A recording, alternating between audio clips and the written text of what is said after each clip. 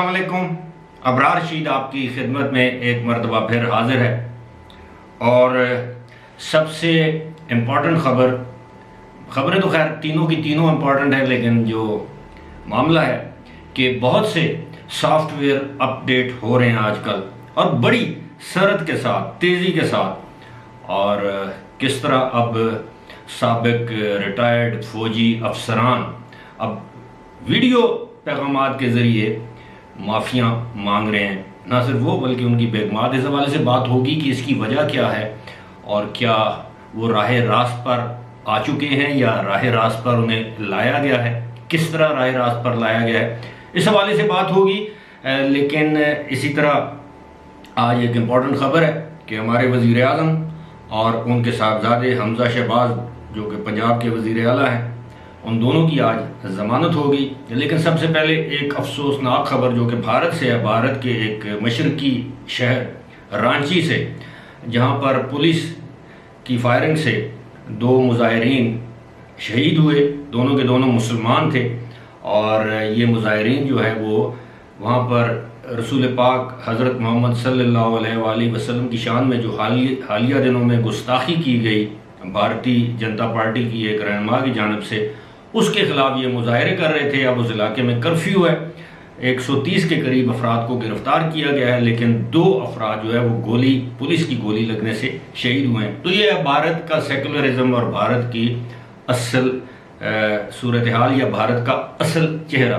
اس کی جتنی بھی مذمت کی جائے کم ہے، لیکن بات وہی ہے کہ جب تک مسلمان ممالک اور امت مسلمہ یہ متحد نہیں ہوتی، اس وقت تک صرف زبانی جمع خرچ کرنے سے دنیا میں اس طرح کے واقعات جو ہیں وہ رک نہیں سکیں گے. اب دوسری خبر یہ ہے کہ آج وزیر اعظم پاکستان جب سے وزیر اعظم بنے ہیں، تیسری یا چوتھی مرتبہ وہ آج لاہور میں احتساب عدالت میں پیش ہوئے، اور ان کے بیٹے حمزہ شہباز بھی پیش ہوئے. اور پہلے تو بات کی جا رہی تھی کہ ان پر فرد جرم عائد کی جائے گی، پھر یہ تھا کہ ان کی ضمانت کینسل کی جائے گی. آپ کو یاد ہوگا کہ گزشتہ پیشی پر جو کہ پتہ نہیں 5 یا 6 جون کو تھی، جس میں جو پروسیکیوٹر ہیں FIA کے، انہوں نے کہا تھا جی کہ انہیں ان دونوں کی گرفتاری مطلوب ہے. لیکن آج عدالت نے دونوں باپ بیٹوں کو ان کی ضمانت کنفرم کر دی، اور انہیں 10-10 لاکھ روپے کے مچلکے جمع کرنے کا حکم دیا. اسی حوالے سے عدالت نے وہ جو مقصود چپڑاسی کے نام سے جو صاحب تھے، جو ملک مقصود احمد جن کا نام تھا، اور جو دبئی میں جاں بحق ہوئے دل کا دورہ پڑنے سے، ان کی تصدیق شدہ ڈیتھ سرٹیفکیٹ یا وہ رپورٹ مانگی عدالت نے. یہ تو تھا وزیر اعظم اور دوسرے معاملات. اب آپ سوچ رہے ہوں گے کہ یہ کس طرح سابق آرمی یعنی فوج کے افسران یا افواج پاکستان کے افسران، انہوں نے کیوں اور کیسے معافی مانگی. آپ کے علم میں ہے کہ 6 یا 7 جون کو اسی طرح اسلام آباد میں ایک پریس کانفرنس کی گئی نیشنل پریس کلب میں. اس پریس کانفرنس میں بڑی بدمزگی ہوئی کیونکہ صحافیوں کے سوالات کے جوابات نہیں دیے گئے، اور ایک ریٹائرڈ جنرل صاحب جو کہ کور کمانڈر پشاور بھی رہ چکے ہیں، lieutenant general retired Asif Yasin Malik, انہوں نے ایک جرنلسٹ اعزاز سید کو کہا کہ تم اپنے جنازے کا انتظام کرو، دھمکیاں دیں.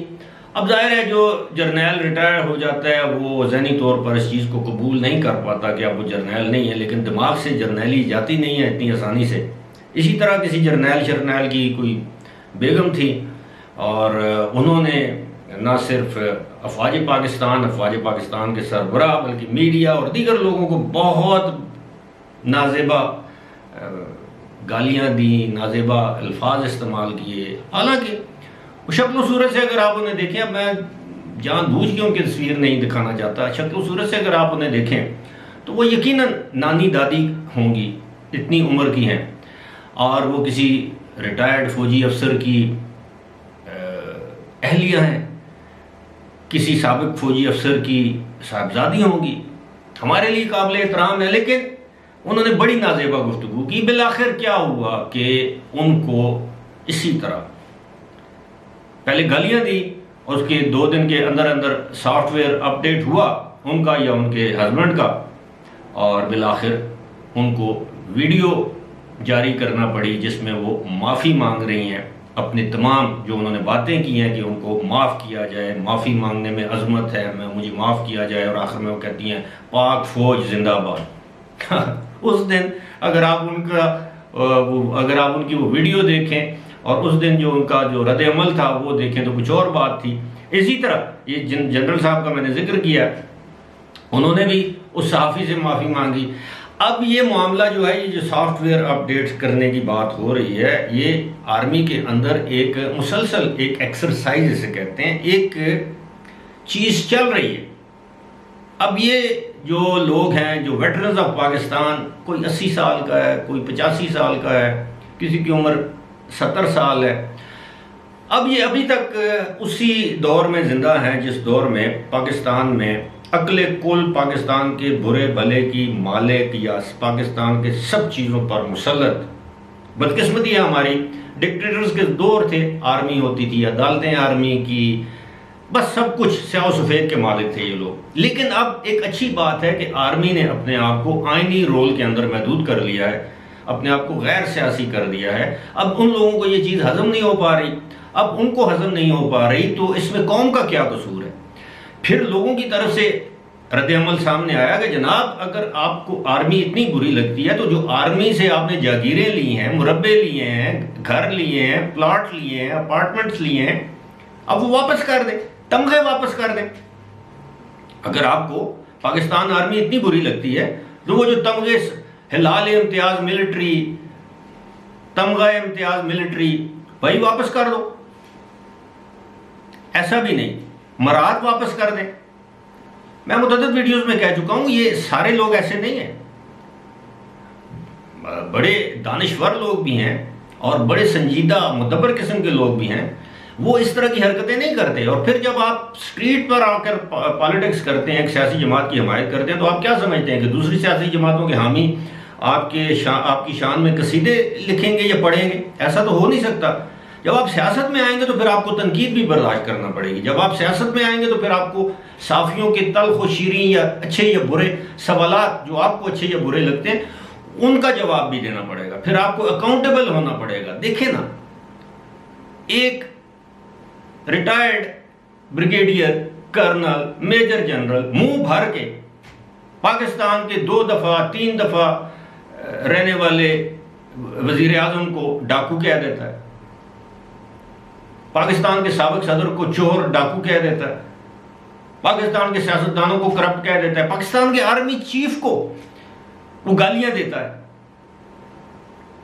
تو پھر آؤ سامنا کرو میڈیا کا، لوگوں کا، پبلک میں آؤ، پتہ چلے. سوشل میڈیا پر، پریس کلب میں آگے آپ نے احتجاج کرنا ہے.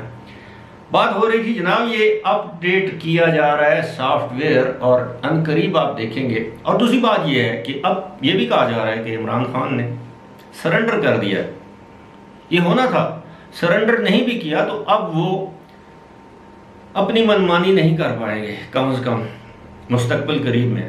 الیکشن جب بھی ہوئے سب کو فری ہینڈ دیا جائے گا، جس کہتے ہیں لیول پلینگ فیلڈ ہوگی، آپ بھی آئیں اپنے گھوڑے دوڑائیں. حکومت جو اس وقت حکومت میں نہیں ہوں گے، یعنی تمام سیاستدان، سیاسی جماعتیں اپنے گھوڑے دوڑائیں آزاد فضا میں، غیر جانبدار فضا میں. پھر پتہ چلے گا کس کا گھوڑا کتنا طاقتور ہے، کون سا گھوڑا ریس جیتتا ہے اور کون سا گھوڑا یا اس کا مالک ریس ہارنے کے بعد بھی دھاندلی اور بے ایمانی کا ڈڈورا پیٹتا ہے. یہ وقت ثابت کرے گا. لیکن بات یہ ہے کہ اس وقت ملک جس معاشی صورتحال سے گزر رہا ہے، اس ملک کو اس وقت سب سے زیادہ سیاسی استحکام کی ضرورت ہے. امید ہے یہ جو فیصلے ہو رہے ہیں ایک ایک کر کے یہ پاکستان میں کم از کم پولیٹیکل سٹیبلٹی لائے گا. پولیٹیکل سٹیبلٹی ہوگی تو انشاءاللہ اکنامک سٹیبلٹی آٹومیٹیکلی آئے گی. فی الحال اسی کے ساتھ مجھے دیجیے اجازت. خدا حافظ.